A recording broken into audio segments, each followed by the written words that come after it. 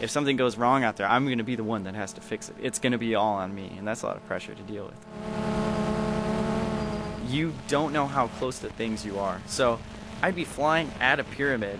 I'm like, man, I really hope I don't crash into this thing because I have no idea how close I am.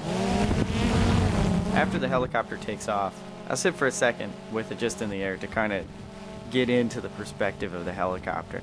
And now I'm comfortable, and now I can fly because I'm seeing what the helicopter sees. I am the helicopter. Jeff Emberling's an archaeologist, and he's been in Sudan for a few years now, excavating a place called El Kuru. So I was there to get aerial coverage of the pyramids. Being able to go in the air allows you to spatially connect all these different elements and kind of gain a better geographical understanding of what's happening at the site.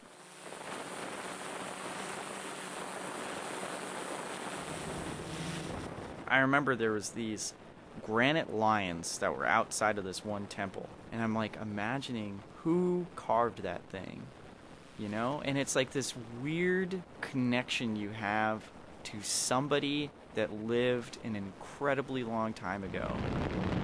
But it's also not just the connection to the past, but linking a people that currently exists to this past culture. The Nubians had their own culture, and they were building their own pyramids. They had a separate Nubian kingdom. It's really cool, especially for the Sudanese people, to get this identity that's not just associated with Egypt. And it's really great to be a part of that.